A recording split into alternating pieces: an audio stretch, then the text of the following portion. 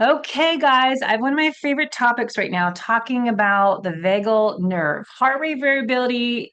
A lot of you are collecting data, but I don't think a lot of people understand what it is, what to do with that number. So you're wearing an Aura ring or a Whoop band, you're getting this score. What does it mean? And then how to put all this together to improve performance in life, improve performance in sports, but most importantly, your future self. How are you going to be showing up to life when you are your parents' age, and how do you want to be looking? That's what I'm really working on now. And I found Amy to talk about a device we're going to go into and learn how we can be our best self in the future. So, Amy, thanks for coming on the show and sharing your story and your mission. All right. Yeah. Thanks, Debbie. I'm super excited. And ironically, the mission that you're on is not exactly how our journey started. However, over the last several years, it has become more important. I think most of us over the last 5 years, especially, have seen how important it is to not just age gracefully, but understand what it means to age with um, longevity and have a healthier self in the future.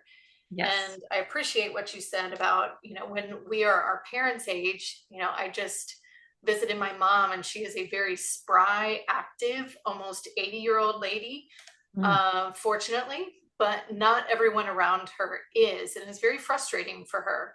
Yeah. So I'm excited to share with you what we have, and I can just dive in if that's good for you. Yeah. Well, let's talk about Nuvana, what it is, and go into, if you can share too, what brought you to bringing this product to life. Sure. So Nuvana is we're a company that we focus on wearable or non-invasive solutions. This particular product we have is for vagus nerve stimulation. So it is a very mild electrical current. We're able to activate the vagus nerve through a channel in the ear. So the vagus nerve is, for anybody who doesn't know, it's a set of the longest cranial nerves in the body. It's the superhighway that connects the brain to the rest of the body. So really every major organ system is what's connected, and it's a two-way conversation through the nervous system. So there is a branch that comes through the ear that is an area that, once it's stimulated, will activate the brain to release all these calming neurochemicals that naturally occur in the body anyway. So we developed these headphones. So they look just like earbud headphones that Mhm. everyone's familiar with. And the left one in particular delivers an electrical stimulation current to a branch of the vagus nerve in the ear. Mhm. So the benefits of that is upregulating that rest and digest side of your nervous system. Most of us are kind of hardwired now. We've become hardwired into fight or flight. So, which is not the way we were designed. We were designed to have fight or flight, followed by rest and digest and recovery and sleep and all of those things. But now we're so assaulted by all these various inputs, um, and triggers, and sometimes self-motivation, that we don't have that natural time period for relaxation. Isn't there an in between too? It's like a transition period, new Like term for that too. In almost like between parasympathetic. homeostasis. Yeah, but there's like in between there's fight or flight and rest and digest, but there's transition when you're shifting. There's sometimes I've heard a different term for that. It's like fight, flight, or freeze. But it's I'm like gonna you're have in to one or the I'll other, but have you're to kind of look that one moving up. back and forth. Resiliency. So hardwire, I was thinking, you think of that, the soft wire for the parasympathetic. We don't really need to use a device to get sympathetic nervous system stimulated. We do that naturally all day Right. long. Most people don't. So Yeah. true.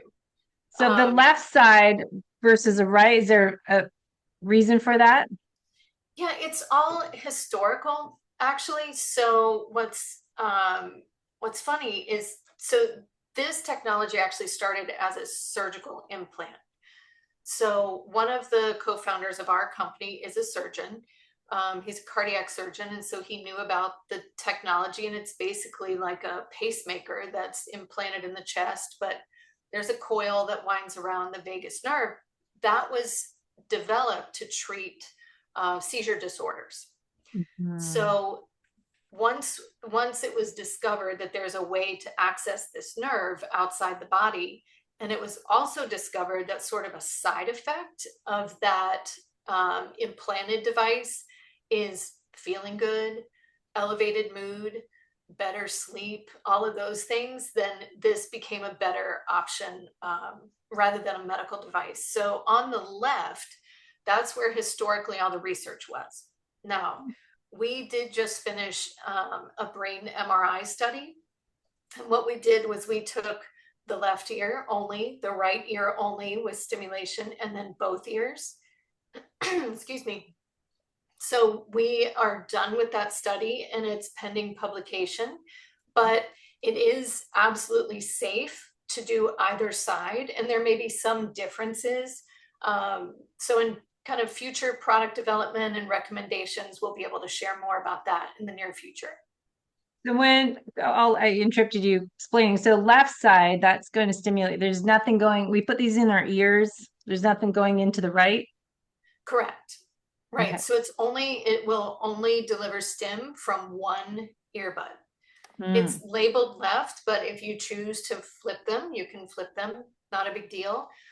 It's safe either way. And we did make two because a feature of the product is that you can listen to your own music, you can listen to a Oh, podcast, I come in you can there. do anything while you're doing this. So it almost allows you to multitask your meditation or your relaxation, if you will.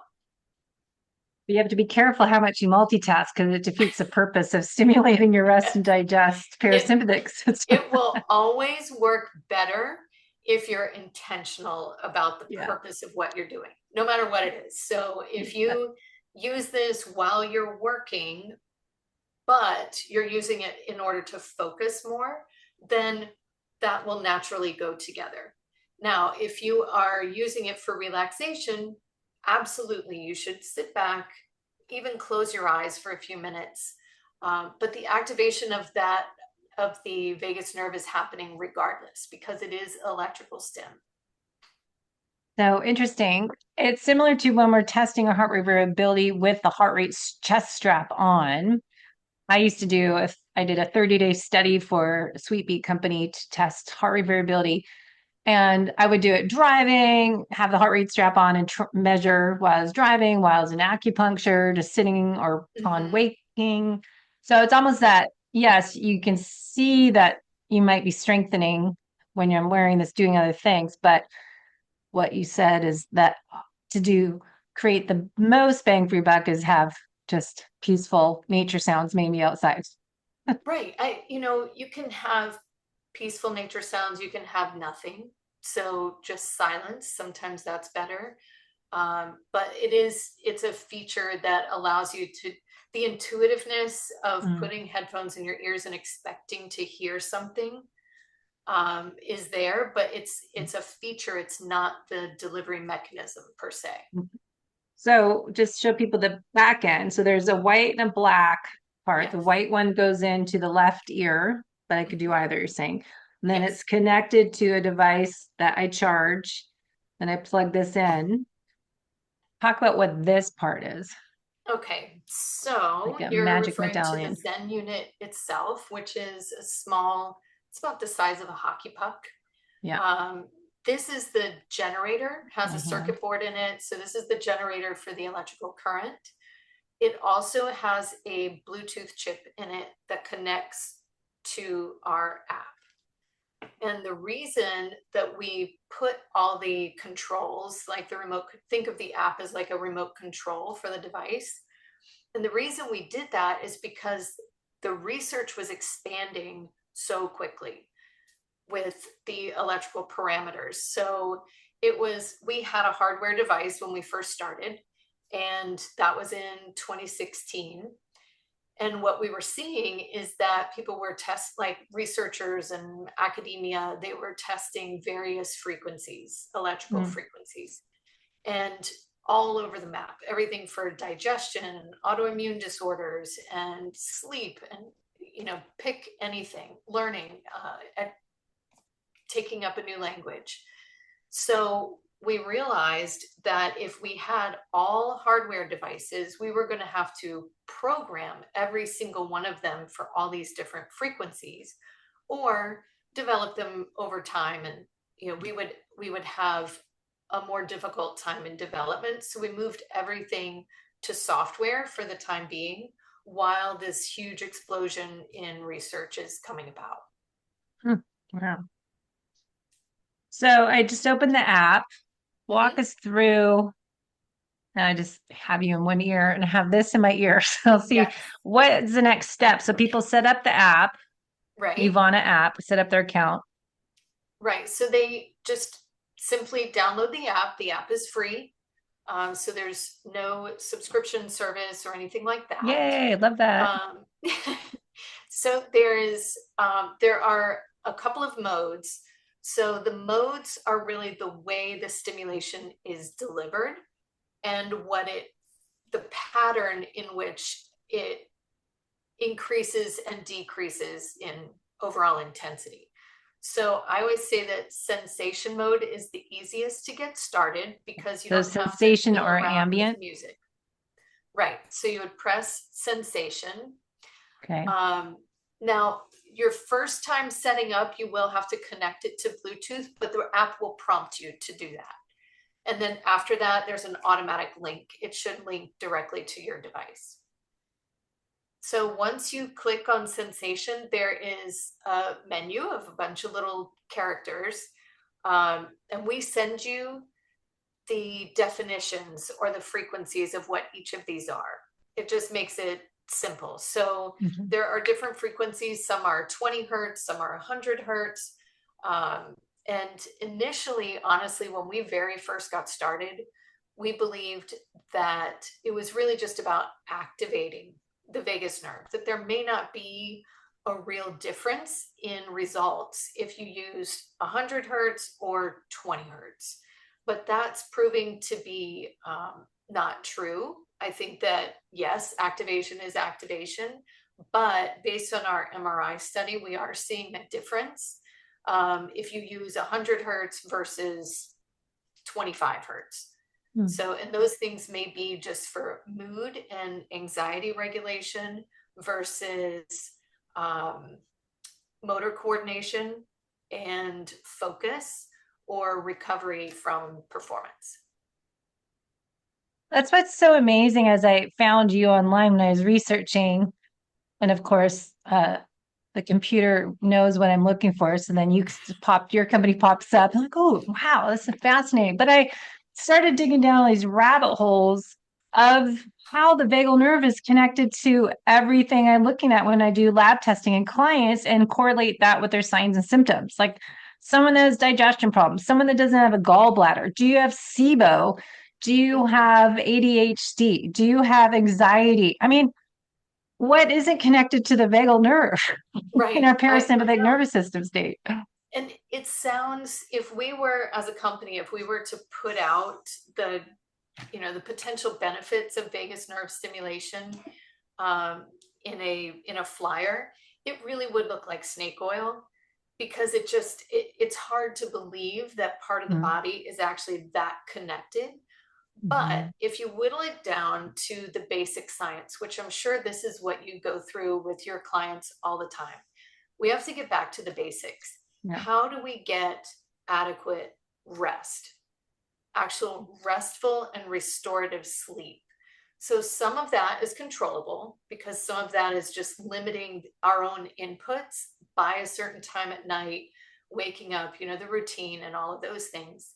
Um, but if we can't turn our brain off, and if we're so wired from the day that we absolutely can't rest and relax, then that continuous chronic fight or flight will affect us in the long term. Yeah. So you and I have talked about that chronic stress it breeds disease, terrible aging, Mhm. not just your skin, how we used to think of it, it's everything on the inside. Yeah. And that type of stress also prevents you from wanting to work out. It prevents you from wanting to do all those things that are good for you. How do you know if you have those problems? I mean, are you testing that I have vagal nerve problems? How do we know it's not very strong? So, okay. So there is a natural decline in what's called vagal tone over time. So really, once you hit about 40 years old, your vagal tone starts decreasing just because. So if you think of skin elasticity, excuse me, skin elasticity, any of your muscle fibers, any of those things, a lot of your resilience is going down over time. So those are things that we actually now have to put something in place to prevent the decline and potentially rebuild. So that's one thing, is just with age and with chronic stress.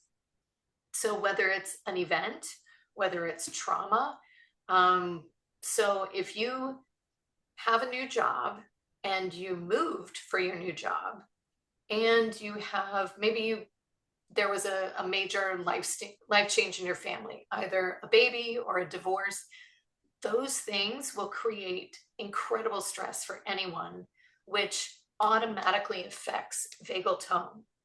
So if you think of when you're really stressed, typically we're jumpy, antsy. You tend to be a lot more irritable. You can, if you're self aware, you can notice those things in yourself. And hopefully, you have someone close to you that will remind you. If you don't see it in yourself, I mean, I have those people in my life that are going a little irritable, you're a little snappy, snipping at everybody. Oh, I'm sorry. And when you think about it, it's typically stress or something's going on, maybe sleep, but it does affect your vagal tone. So there's kind of this popular topic right now. I was just speaking of this morning of menopause and perimenopause, postmenopause, and it's just kind of oversaturated it, I think, right now. But it's a real thing. And there's no doubt that we feel changes as we age for females of how it's our lower estrogen progesterone, but really, is it a combination? We're less resilient with those lower hormones as we age. We have more chronic stressors that we maybe interpret as stress and get more anxiety. But how have you heard any research correlating vagal nerve with aging in general, but aging females? There are some smaller studies, and I wish I could quote them, but I can always send them to you Show notes. for your notes. But there are some studies that discuss vasomotor symptoms and vagus nerve stimulation. So the interesting thing is, I've been doing this for, let's say, 10 years, since it was, paper clips and tinfoil and whatever we were doing to try to create these things. So I've gone through perimenopause and now menopause during that time period. So for me, when I was tested and told that I was basically in full on menopause, it was surprising to me Mhm. because I didn't have all these crazy symptoms that I remembered my mother having. So understanding every human is different, all of us, we're very, very different physiologically. But I have heard from our customers that they have fewer vasomotor symptoms Mhm. with when using vagus nerve stimulation. So putting that together in some sort of correlative format I'll need to send you something on that. Yeah, But I just anecdotally, it exactly. I mean, it just seems intuitively that's connected, and that's why we want to kind of habit stack our device to strengthen the vagal nerve because we can do that with breathing exercises or doing a 5 minute moving meditation or right, stretching yin yoga or something that's calming. and help us recover, repair, help us improve our sleep. So doing it at night, but also helping us be more resilient as we age seems to be the resiliency is what we hear about, why you do cold plunges to be more resilient. And that acute stress is what strengthens our nervous system too. So we could help Yes. that hormesis. Is this a type of hormetic stressor? Yeah, I like what you're saying there. I just want to touch on the acute stress piece because I hear so often people say you just need to get rid of your stress. No, no, we don't. Stress is actually good, and our bodies were designed and built to handle stress. It's just the amount and the frequency that has gotten a bit out of control. And periodically, it's not in our control. But this absolutely does train your brain and your body. It retrains the ability to be resilient. So to recover faster, to bounce back faster. You're and you had talked about HRV earlier, if we can go back to that. So HRV is a number, right? It's one number. And I like it that you were trying to test it in many different scenarios in different environments and that kind of thing. So I think that each one of these things that we're trying to do to make our lives better and to live a longer, healthier lifespan, we have to take them as a combination and not just each one individually. Mm-hmm. So while we are all individual, each of our plans might look very different, which is why I look to professionals who know more about something than I do, right? You and I have talked about there's information overload out there, and I only have so much time to look up whatever I'm trying to learn. And now the internet is not as reliable as it used to be because of paid this or optimized that. So I do think it's really important that we work with someone, like yourself, like a coach, or if you have people in your family, or if you have, if you're an athlete and you have coaches, but put those systems together so that you can optimize your HRV or your cortisol levels or whatever it is. But I think it's always more than just one thing. Yeah, for sure. We look at it as a whole person and put the missing pieces of a puzzle together. And this is one Right. clue, one area to strengthen that helps strengthen the other things. So the body doesn't work alone, one part, like just, I keep finding people with gallbladder issues or their gallbladder's removed and they don't have correct bile flow now. And how it all is looking at, all right, this is out of whack, this is out of balance now, and the vagal nerve is always connected, as I said. So could you just, if we could backtrack and kind of pack that together, summarize vagal nerve to vagal tone, how that relates with the gut brain, and how we can use heart rate variability to correlate with strengthening our vagal nerve using this, just combine it all together. So vagal tone, I think everyone understands vagal nerve, I think, and then vagal tone means we're strengthening that nerve and then we're Right. strengthening it with this. If you think of vagal tone as a measure of your resiliency. Okay, so it's kind of hard to put that into words, but that's basically it. How well does your body bounce back and recover from whether it's a stressful moment, maybe mentally versus physically, and digestion even. So vagal tone is something I like to use the analogy that you're not going to lose weight or find yourself healthier by eating one salad. You're not going to get stronger by lifting one dumbbell. There's a pattern over time, and you have to have consistency and you have to stress the system. So starting off with vagal nerve stimulation, if there's a belief that you have low vagal tone, let's say your HRV is very low, could be a myriad of issues, but consistent vagus nerve stimulation once or twice a day with a device or meditation, right? You could do 30, 45 minutes of meditation. I don't typically reserve that much time in my day. I don't want to say I don't have time. I don't reserve the time Yeah. to do it. Good Right. way to say it. I agree. I'm saying. Right. So there are options. Mhm. However, if there are some cases that are a little bit tougher than others, especially if you have a history of trauma and your nervous system it's been trained over time to mask whatever else is going on, behind the scenes. So with 3 weeks, usually, of once to twice a day, 10 to 15 minutes of vagus nerve stimulation, you should be able to start seeing a change in that HRV.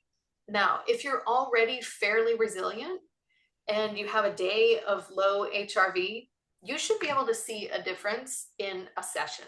While you're, right after you do a session, I can see it frequently with myself. I'll do a session and then my HRV is right back up. Yeah. So we With have those HRV, dips.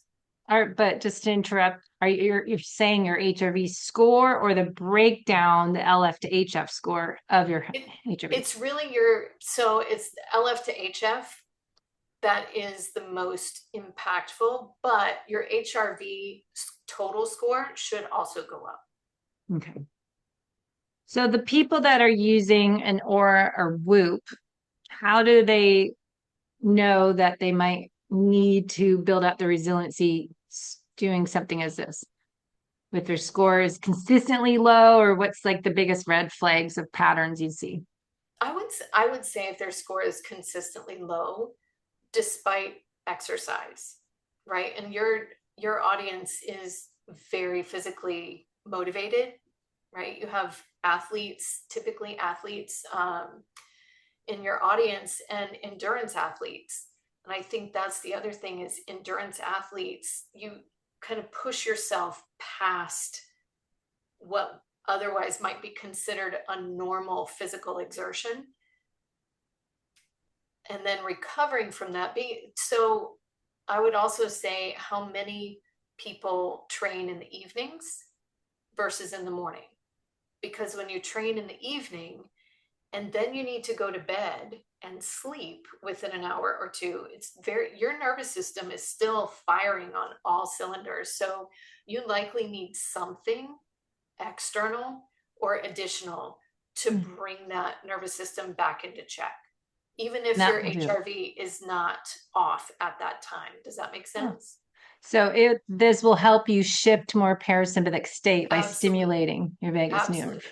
Mm-hmm. So that would help. Okay, so I gotta write this down. So we should talk about that before you eat for digestion Mm-hmm. purposes. That'd be, but going back to staying where we are in exercise recovery. So I use Training Peaks with clients. Some people use TriDot for training. All these programs for tracking your workouts also now sync with Whoop or Aura and Garmin device to see your readiness and recovery. I feel that a lot of people collect all this data and have no clue what it means, and they don't really pay attention to it and not really know how to use that. Not understanding fully that if they use that information, knowing how to course correct, they Right. can actually improve themselves physically, mentally, from the inside out. So if they're tracking heart rate variability scores, which are not 100% accurate because they're from a back of your watch, so I don't really Mm-hmm. trust them anyways. Right. But if you see a pattern, if that person goes, oh, I'm not recovering, I should probably hopefully reevaluate my workout program tomorrow, prioritize my sleep, maybe identify stressors in my life, Mm-hmm. but combine that self check with strengthening their vagus nerve would help them before bed improve their sleep, which will help recovery and repair so they can bounce back faster the next day than without something as this. Right. And I do think that especially the late evening training or afternoon training resonates with a lot of people. Um, I I used to work out at night after work. So I used to work in the hospital, wouldn't get home until 7. I had 3 small kids. I would cook dinner, put it on the table, At sit eight with o'clock. them, not eat yet, but sit with them and then go work out and go for a run, come back. I mean, just because it was important to me and I knew I had to fit it in somewhere. Yeah, Um, that's but when tough. I look back at that time period, it's not surprising to me that I was sleeping 4 hours a night. And, I think sometimes you're in a program that you don't realize until you stop and evaluate. Mm. So I appreciate that you're saying we do have a lot of data, especially Yeah. if you're wearing the wearable devices, no matter how comprehensive it is, take a look and then also check on how am I feeling? Really? You Do- know, People actually should check in with themselves, go, I am actually gonna pay attention to my inside checklist and not look at how I feel based on my watch score. yes, yes. I think that is what dampens the effectiveness of those reports is I feel fine. I Yeah. feel fine. What do you mean I'm not ready? Well, there's something there. Just give it a gut check. Mm-hmm. An example of that, I have a friend visiting us and he was talking about getting an Aura ring for his wife and himself. And I said, okay, three things. One is no, don't let it ruin your day. Just Mhm. pay attention, combine that with your body scan, intuition, take into account, learn from patterns. Two, it is not always accurate. It's a red light back of your finger or skin on your wrist, but and then three, I don't know, I was talking about, I forget what I was saying, but it was just, it's great data. I Yes. love them, but people have to know how to use it. And so to bring that back with doing this device, have you done studies combining a Aura, Whoop, Garmin with this to see heart rate variability changes? We haven't. We actually just purchased a lot, I'll say, of some fitness trackers. Part of it is um, making sure that people will use the product in, with regularity. But we have the study, we do have an observational study designed to do that. We just wanted to get through our super science study, which is the MRI study first. So now, based on that, we'll be able to expand and do some observational studies. So that was my goal with your product to do this. If I do it in the morning, for how long should I do it for? Or I'm probably better at night because in the morning I just get up and go. So if I do this at nighttime, say I do my little 10-minute stretching yoga routine, Mhm. put this in, should I do it for a certain length of time to You minimal can do effective it, dose? you can literally do 10 minutes to 15 minutes. If you look on the sensation screen and you see the patterns that are called, we give them sort of environmental names or landscape type names. So cityscape, there you see that there are more peaks than there are, let's say, mountaintop. On So, this. right. So you see there are roughly, let's say, 4 peaks with cityscape versus mountaintop only has 2. So you'll technically get more current faster with um, with a sensation like cityscape or rolling hills or vista. So the reason for that is because some people are very sensitive to vagus nerve stimulation. I've mentioned trauma a couple of times. So there's something, the way that your brain covers up and accommodates for trauma is just think of it as putting up a bunch of walls around your emotions. And once you start taking those walls down, vagus nerve stimulation activates certain neurochemicals that actually will decrease anxiety. But if your anxiety is what's holding you together, right, because it keeps you on high alert and now you've relaxed, it tends to it tends to initiate sort of a more anxious response. So we go very, very slow for people with a history of trauma, just a few minutes at a time, very low levels, um, and it works better. It just takes a longer amount of time. And those folks, you know, if anybody who might be listening to this, if you probably know it's you, Hmm. then you need to go slow, and you probably still need to work on cognitive behavioral therapy for your own coping mechanisms. Hmm. And I do find a lot of people have some trauma they are not aware of. And until we do some coaching and go, okay, what is that coming from? Like gallbladder. I swear everyone's gotten their gallbladder taken out. It's like, wait, let's go back to what are your symptoms, why that started, Right. and work backwards. And a lot of people have a loss of a family member, or they had childhood violence or something negative experience that is they you hear about stuffing those feelings down and those emotions, and how we hear that more in functional medicine as in practitioner world of how that can impact your gut health. And Mm-hmm. so we're saying talk a little bit how the vagal nerve and trauma can result in anxiety, depression, the gut brain connection, signs and symptoms. What So do you the think? the signs and symptoms are really, if you think about the fact that whatever is going on above the neck affects everything going on below the neck and vice versa. Mhm. So we'll just start with your own thoughts become your beliefs. You Yeah. know, We we've just kind had of this heard that. conversation yesterday, is why I'm smiling. But thoughts are your Really? beliefs, and then yeah. Right. So you kind of go through your, you know, the series of thoughts and habits and values and beliefs. So we wind up having these beliefs that affect the way our minds work. Well, the body is this very, very intricate system, and you need the side of the nervous system that is more relaxed to digest your food. So, and I'll just put it in super simple terms. um, I'm a nurse by background, so I just try to stick with, just let's just make it applicable to what people can manage. So if you have all of this anxiety, it's not just anxiety; it's affecting your whole body because of the way the nervous system then fires.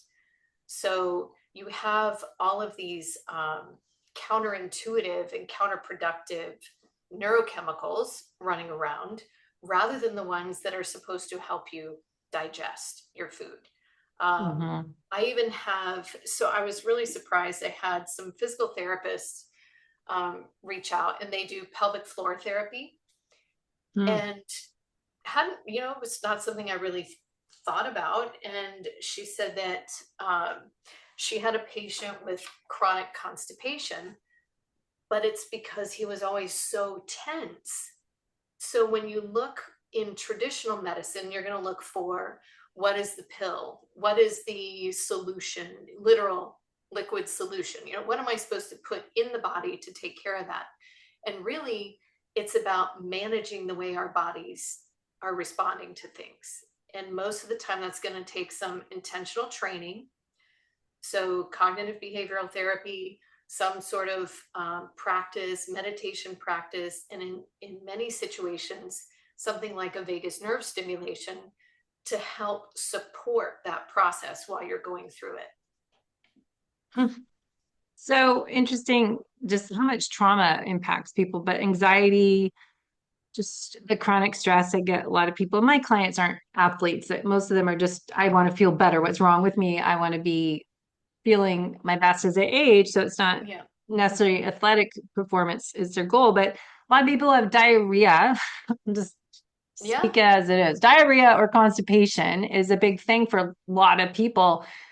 And it kind of bounces back and forth for a lot of people, but it seems to be correlated with the gallbladder and bile and digestion. But it all works back to the parasympathetic nervous system state. And why are we in sympathetic? So it's always don't, and I say this all the time, don't treat the symptoms. We don't see functional lab tests and go, okay, you're low in this or high in this. We need to take this for that. I keep finding it comes back to this vagus nerve is why I reached out. Like, okay, that people work backwards.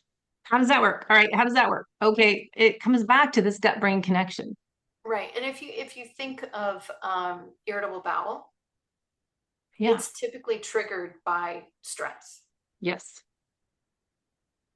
So if stress is triggering that, we're eating food, we have stress, but maybe you don't even know you're stressed out and you're going to eat something, even if you take digest enzymes or bitters, it could still shift you in the sympathetic nervous system, fight or flight, Mhm. not in parasympathetic nervous system state, rest and digest, detoxify, recover, repair.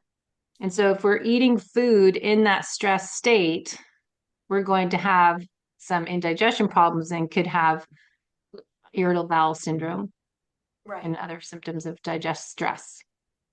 It's Mm. interesting. I was having a conversation, more of a sort of a spiritual conversation, I guess, recently.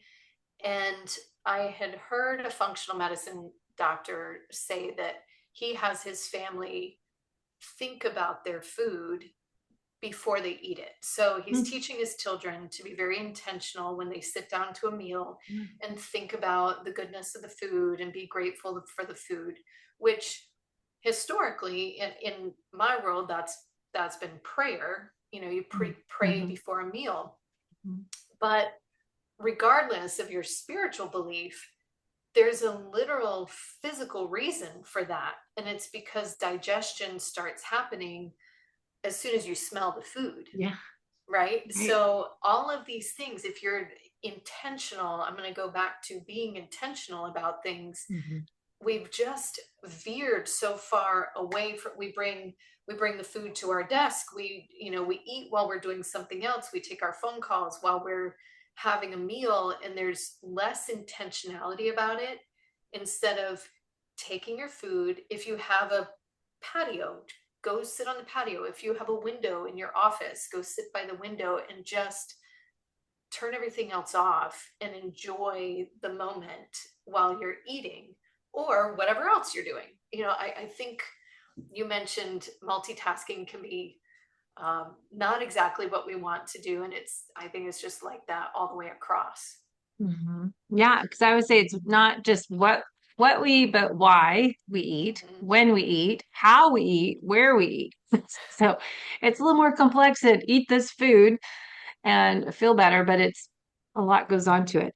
The other thought, we talked about irritable bowel syndrome, constipation or diarrhea with that stress, but also lower blood pressure and people that have heart arrhythmia and different symptoms in there and how that could be also connected to the vagal nerve. Yeah, it's almost outright. I mean, there are studies not from us, but from other either academic research institutions or research devices that are doing vagus nerve stimulation at the ear, and they're seeing drops in blood pressure, not dangerous drops in blood pressure, but people with otherwise high blood pressure, hypertension, bringing their blood pressure down. And that's again the tension in the body. Maybe it's not your muscle tension, but this vagal tone compared or combined with um, the body's just fight or flight. When you're in sympathetic overload, which is typically anxious people, all we have to do is think of a few loved ones who have anxiety, and they're typically like this all the time. Over time, that's going to lead to blood pressure problems, right? So then the heart doesn't pump as easily against all of that pressure. So then you wind up with heart problems and so on and so forth. But vagus nerve stimulation absolutely will decrease blood pressure, especially in stress induced situations. Um, I would never say stop taking your blood pressure medicine, but it's one of those things like if you're on diabetic medication and you start losing weight and eating differently, eventually you may be able to come off diabetic medication. It just depends, but same with blood pressure. Yeah, but also if it's low blood pressure too, if they're in fight or flight, if they have hyperadrenals, if their cortisol test is elevated and over time it says adrenals say dysfunction, HPA axis dysfunction. But over time, if you continue living that life as a race to say you have that chronic stress ongoing, then your cortisol is below where it's supposed to be. And the adrenal dysfunction can cause low blood pressure is one of the signs of symptoms. If you get up really fast, you get dizzy. Yes, and POTS is one of those Yeah. situations that's like that. Mm-hmm. So the postural orthostatic tachycardia. So some people cannot even sit up without getting dizzy and dropping their blood pressure, but it's the resiliency of the vagal nerve to be able to manage both sides of blood pressure, maintaining it. So to correlate functional lab testing, have you ever looked at that? Like a Dutch test, looking at their cortisol, if it's higher or lower. We talk about heart rate variability, low F, low frequency and high frequency. GI distress, maybe fat malabsorption, and a stool test. We can tell dysbiosis. We can tell protein not being digested properly, putrefaction, and different things. So curious if you've looked at functional lab testing at all. Any research on that with vagal? There are, while not our studies, there are studies out there for cortisol, for inflammatory markers, like various interleukin markers, interleukin 1 and 6. So those have all shown a correlation to decrease with vagus nerve stimulation. All right, so here's my experiment. Okay. And I challenge our listeners because I know everyone has a Garmin or a Whoop. Mhm. So we have a discount code we'll give everyone in the show notes. But if we do this, what do you think? 30 days minimum to do this, Yeah. say 10 minutes a day. If you do this at nighttime when you're doing your stretching, get my evening routine down. I put this in 10 minutes and track. Ideally, I think Sweet Beat Life or Heart Math or HRV Elite's a lot more accurate wearing a heart rate strap. If you guys have a Bluetooth heart rate monitor strap, track that data for 30 days with the heart. It's a 5-minute test. I know in Sweet Beat Life, you sync your Bluetooth monitor and do this with it. It'd be interesting to see. Am I shifting to more of a high frequency is a measurement of your parasympathetic nervous system. We've got the LF, low frequency, is opposite in my head. You think low should be slow parasympathetic, but it's not. Right. Sympathetic dominance is our measurement of your LF, low frequency, and then we have your high frequencies, your measurement of your parasympathetic nervous system. If we can track that and do your vagal nerve stimulator for 10 minutes while you're doing your evening stretching, or maybe when you're doing your journal or reading a book, even you could do it, right? Yeah. Mm-hmm. That's easy to do. So habit stacking, doing it while you're doing your evening routine, because we're all about getting a good sleep hygiene routine and have this part of your routine. And we take 4 to 6 weeks to create a new habit. But to be able to see results, if we're doing this, say, 30 days or longer, how can we track our data to see any improvements? And have you thought of maybe we can think of some way to track journal to see any of our own beta test We study? we have. So we have and we have a lot of requests for that also. So in the nice thing of having an app is we'll be able to add on. So I definitely, for the purposes now, if people do this project now, number one, we do have a money back guarantee. And especially over the holidays, we're extending it for 120 days. But we're very open. So if somebody says, listen, I really want to try this, I'm doing a project, and just reach out to our support line, support at Nuvana Life, and we'll extend the time period for you. Um, and if you want to track it for now, you probably just need to keep notes, or if you're journaling, keep the journal, but pay attention to how you feel, right? How are you waking up in the morning? Are you sleeping longer? Are you staying asleep? Are you falling asleep faster? And then what are the results you're seeing in your biomarkers? Are Mhm. any of your biomarkers changing? And I would specifically look at HRV, but certainly your readiness score, if you have Aura and Whoop, I would be interested to see what that would look like. So I know with my clients, I use Practice Better for my health practitioner work with lab testing. We can track Garmin and Aura are now able to sync onto that platform, but also use Yeah. Training Peaks. I wish there's just one platform. It drives me nuts. Like just one spot. So if we could have, would you ever be able to get the data? I don't know how you don't really get a score on here. So if you're a coach or you're trying to track your data from here, when you're done, do you get any scores or anything? What it will do is it will save your last sessions, Yeah. unless you're going from your favorites. So Okay. it'll save your last 10 sessions and timestamp them all. Yeah, I So, have that. yeah, so you'll be able to see that. And you can always screenshot that and save it somewhere just to keep track. Just trying to figure out how to put data together. We can see it and track it, like a journal on Practice Better or Training Peaks has biometrics to see if we're getting progress. Is my vagal nerve getting stronger? So same as Right, strengthening muscle in the gym, am I able to lift heavier weight? How can I see right. a number? So biometrics of the tracking my vagal nerve stimulator.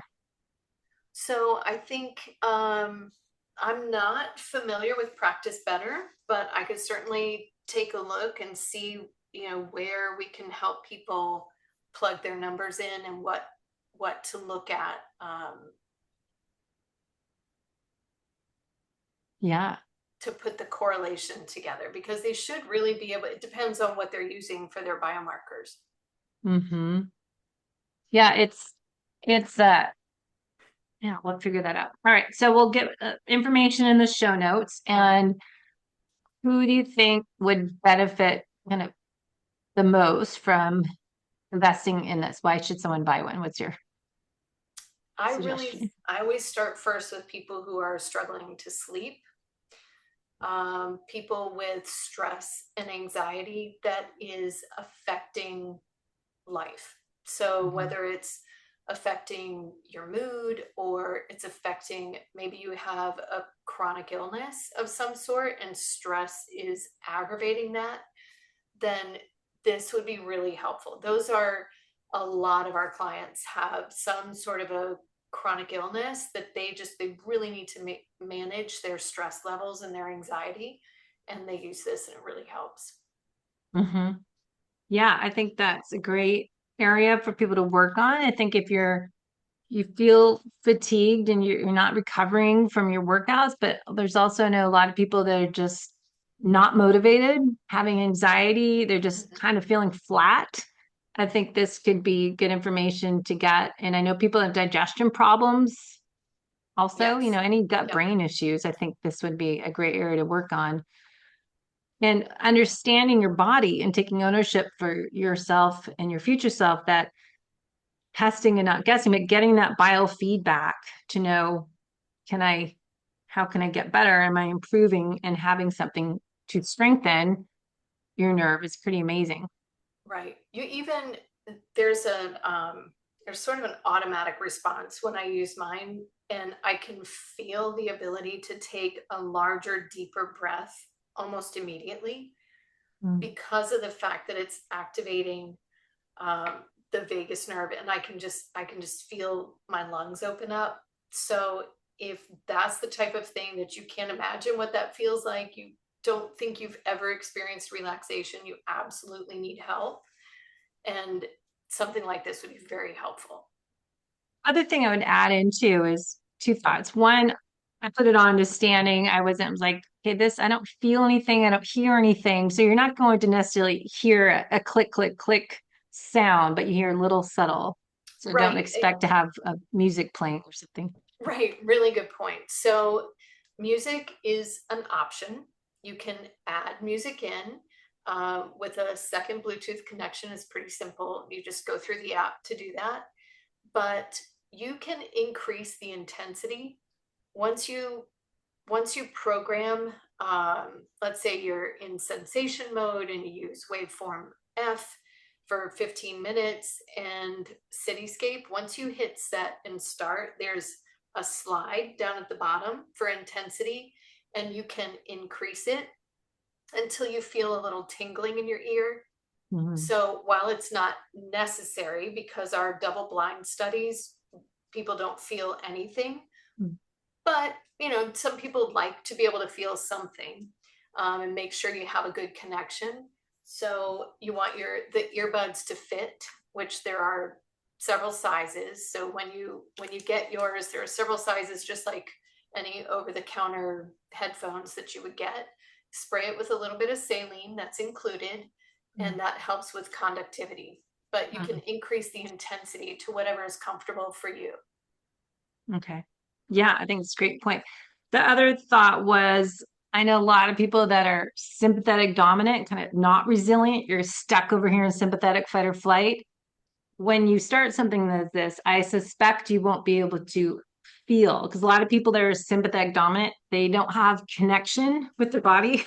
Right, Like, right. I don't have any body awareness, and I don't have mind body connection. So I've always found that a lot of those people are stuck in fight or flight. So I think it might take some time, perhaps, to Right. get more resilient, to feel that parasympathetic.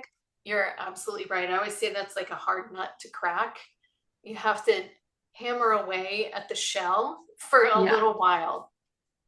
You're Sometimes those are the folks that it does take 2 to 3 weeks before you really can start breaking through that sympathetic yeah. overload. And I think that's a lot of people, especially athletes, are usually, I always have said, what are you running from? What are you Mhm. running to as an athlete? You're usually coming out of being sugar addiction, drug addiction, alcohol addiction. So then you switch to addicted to racing and Yeah. using exercise as your therapy. So it's still, what trauma do you have going on that you've never resolved that could be connected to this sympathetic dominance and less resiliency? Yeah. In my life, the people in my life who are especially endurance athletes, there's a lot of that. So make it all work for the better. You're doing such great things for your body and your mind. You're almost there. Yeah. Good. Well, thanks so much for your time today. What's a website we want to send people to? And they'll put the code and everything in the show notes. Okay, you can go to Neuvana Life, Neuvana life.com. And that's our Facebook, Instagram. Those are all our social handles as well. Good deal. Well, thanks so much for sharing this information. I really wanted to get it out to our listeners to know that there are options out there that are simple, painless, soundless, Right. that you And they can don't look implement. weird. No one's Yeah, going to think you look strange for you don't, for using this. It you're just not looks having like a you're doing Martian it. helmet on your head or anything. Right. Right. Some of them. Yeah. All Thank you right. so Well, much, thank Debbie. This was you. fun. Okay. Yeah, we'll have to talk after I finish my experiment and see what we can do to improve Oh, it I all. can't wait.